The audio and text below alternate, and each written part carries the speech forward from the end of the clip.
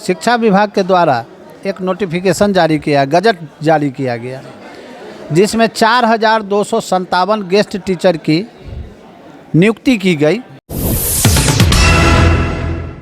कहने के लिए सिर्फ गेस्ट टीचर थे, लेकिन इन लोगों के द्वारा सारा नियमित शिक्षक के रूप में कार्य लिया गया।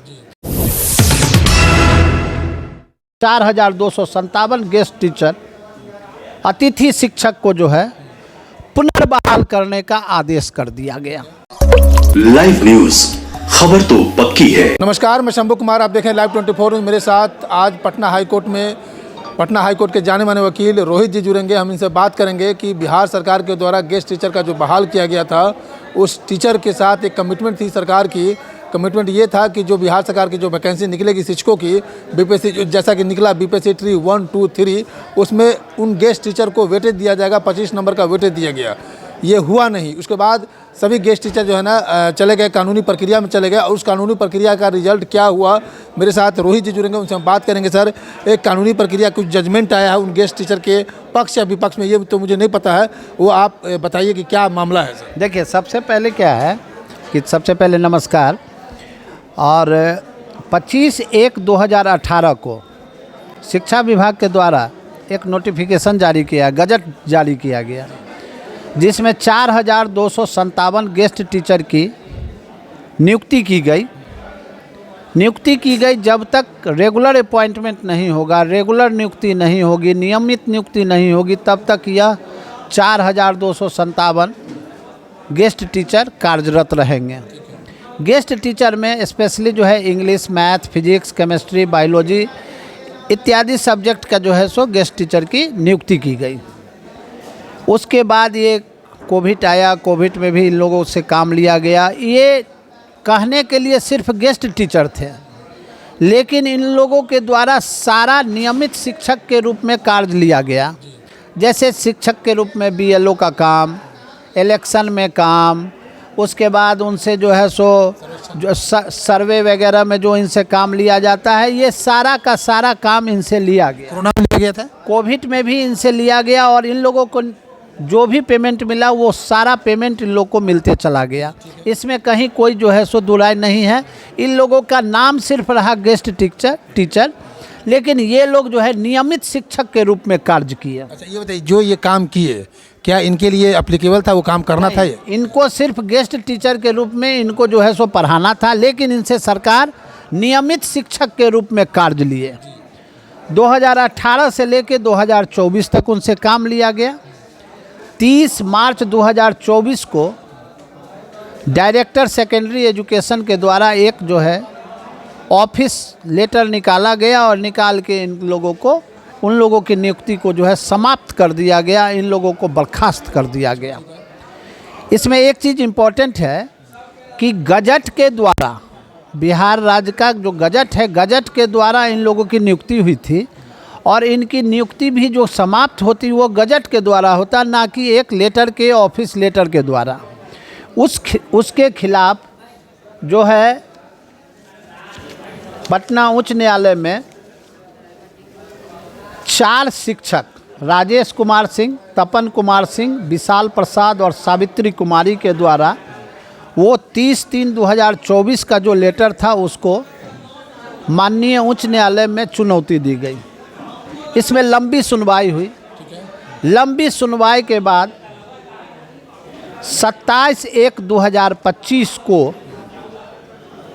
CWJC नंबर 1003 ऑफ 2025 में पटना उच्च न्यायालय के एकल पीठ के द्वारा, जिसको प्रेजेंट कर रहे थे मिस्टर जस्टिस पुलेंदु सिंह, उन्होंने 10 पन्ने का आदेश पारित किया। इस आदेश में कहा गया कि ये गेस्ट टीचर, जो भी गेस्ट टीचर है, वो सब सारे गेस्ट टीचर को जो है 4,257 गेस्ट टीचर अतिथि शिक्षक को जो है पुनर्बहाल करने का आदेश कर दिया गया। आए हुए थे सिर्फ 4 पेटिशनर, राजेश कुमार सिंह छपरा, तपन कुमार सिंह छपरा, विशाल प्रसाद छपरा और सावित्री कुमारी छपरा। ये 4 शिक्षक आए, लेकिन इन लोगों को जो है माननीय उच्च न्यायालय आर्टिकल 226 में अपना प्रयोग करते हुए, संविधान के अनुच्छेद 226 का प्रयोग करते हुए जितने भी गेस्ट टीचर 4257 गेस्ट टीचर अतिथि शिक्षक थे उन लोगों को नियुक्त करने का आदेश कर दिया। इस आदेश के खिलाफ सरकार के द्वारा एक 2 सदस्यीय खंडपीठ में एक अपील फाइल किया गया, जो LPA नंबर 238 ऑफ 2025 फाइल किया गया। इसमें बिना राजेश कुमार, तपन कुमार, विशाल प्रसाद और सावित्री कुमारी को सुने हुए उन लोगों की अनुपस्थिति में ही माननीय उच्च न्यायालय के 2 सदस्यीय खंडपीठ के द्वारा तत्काल 1 सदस्यीय खंडपीठ का जो आदेश था उसे स्थगित कर दिया गया। कोर्ट के द्वारा? हाँ, माननीय 2 सदस्यीय खंडपीठ के द्वारा स्थगित कर दिया गया पटना हाईकोर्ट, पटना उच्च न्यायालय में। उस LPA के आदेश के खिलाफ कुछ गेस्ट टीचर अतिथि शिक्षक सुप्रीम कोर्ट गए। माननीय सुप्रीम कोर्ट जहाँ वहाँ गए, वहाँ 251 आदमी इंटरवेनर पिटीशन वहाँ फाइल किए। लेकिन माननीय उच्चतम न्यायालय के द्वारा, सुप्रीम कोर्ट के द्वारा कहा गया कि नहीं, आप जाके माननीय उच्च न्यायालय में ही अपनी याचिका दायर करें, ये प्रीमेच्योर केस है और इसको यहाँ सुनना संभव नहीं है। और इसमें आपको जो है सो माननीय उच्च न्यायालय में चूँकि LPA पेंडिंग है, इसलिए उसमें जाके आप अपना याचिका डालें, और वहाँ सुनने से इनकार कर दिया। 251 आदमी में हमारे पास कुछ अतिथि शिक्षक आए। अतिथि शिक्षक जब आए तो हम उन लोगों के बिहाफ पे एक इंटरवेनर एप्लीकेशन IA हमने फाइल किया।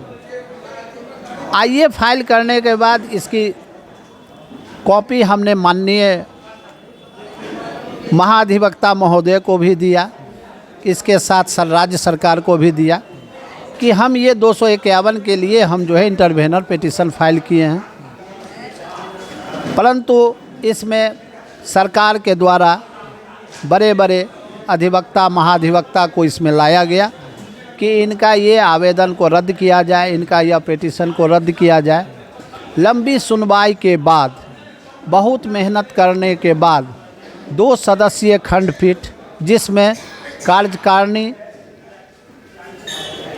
मुख्य न्यायाधीश और उनके साथ एक और महा न्यायमूर्ति के द्वारा इसको सुना गया, और हमारे जो इंटरवेनर पिटीशन था उसको अलाउ करते हुए 251 पिटिशनर जो अतिथि शिक्षक हैं उन सबों को इस केस में रिस्पोंडेंट बनाने का आदेश हो गया। उसकी सरकार के पक्ष से जो वकील थे उनको रिजेक्ट कर दिया।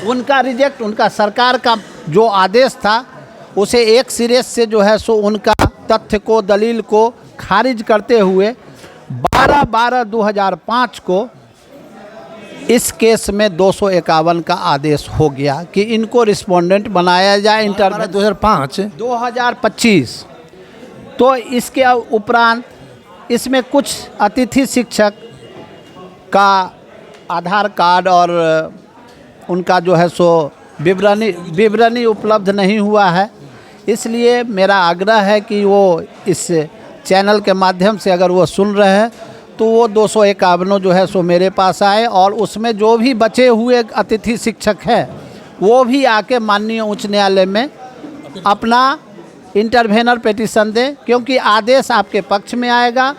और इसमें जो भी आदेश सिंगल जज का था, एकल सदस्यीय खंडपीठ का जो आदेश था वो एकदम सही है। और इन लोगों को जो है सो TRE 1, TRE 2 और TRE 3 में अगर उनको नियुक्त नहीं हुए हैं तो वो आने के बाद इनका क्या होगा कि इन लोगों को जो सरकार के द्वारा कहा गया था कि 25 नंबर का वेटेज दिया जाएगा, वो भी वेटेज का आदेश हो सकता है, और होने के बाद उन लोगों का जो है स्वर्णिम हो जाएगा। स्वर्णिम उन लोगों का भविष्य है।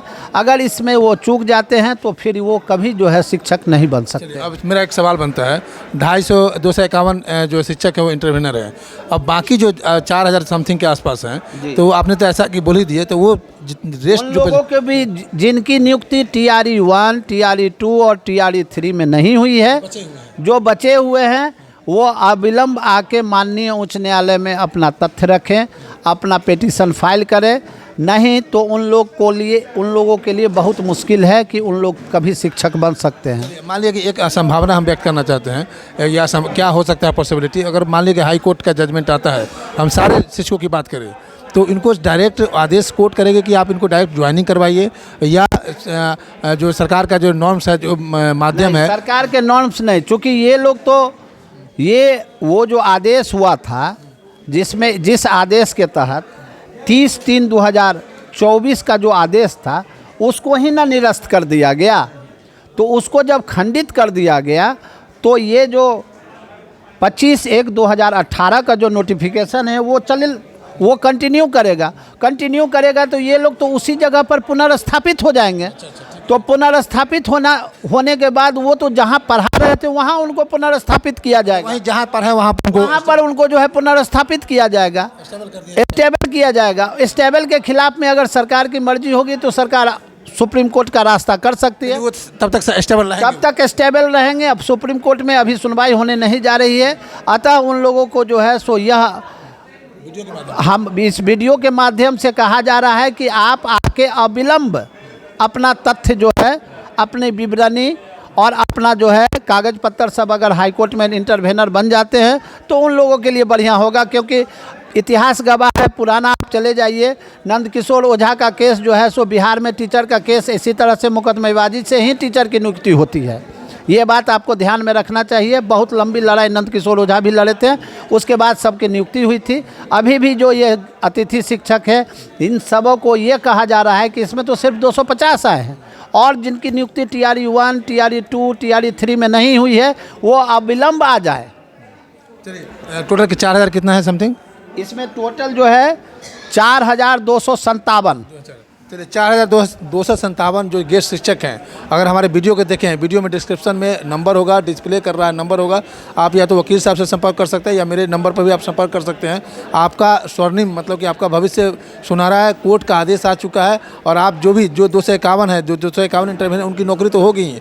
अगर आप इंटरव्यूनर नहीं बनते हैं तो शायद आप नौकरी लेने से चूक जाएंगे, जो आप इतने दिनों से हमेशा हम आप लोगों का कवरेज करते हैं। आप लोग JDU को प्रोटेस्ट कर रहे थे, वहाँ पर आके प्रोटेस्ट कर रहे थे, गर्दनी बाग में प्रोटेस्ट कर रहे थे, BJP के पास प्रोटेस्ट करते हुए आप लोग लाठीचार्ज खाए हैं, लेकिन कोर्ट आपकी बात सुन ली है, कानून आपकी बात सुन ली है, और आकर के संपर्क करें, अपना सारा डॉक्यूमेंट जमा करें, और आप बहुत से बहुत जल्द आप स्कूल पर होंगे, रोड से आप बोर्ड पर होंगे। उसमें जितने भी अतिथि शिक्षक हैं अभी वर्तमान में, जिनकी नियुक्ति TRE 1, TRE 2, TRE 3 में नहीं हुआ है, उन सबों को धरना प्रदर्शन से बहुत ही आसान तरीका है कि वो आके संपर्क करके अपना तथ्य पेश करें और इंटरवेनर बने।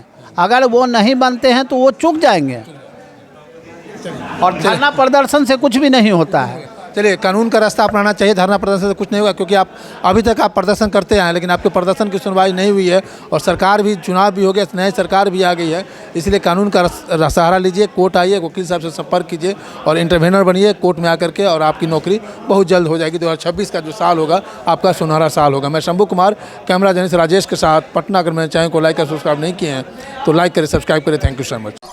लाइव न्यूज, खबर तो पक्की है।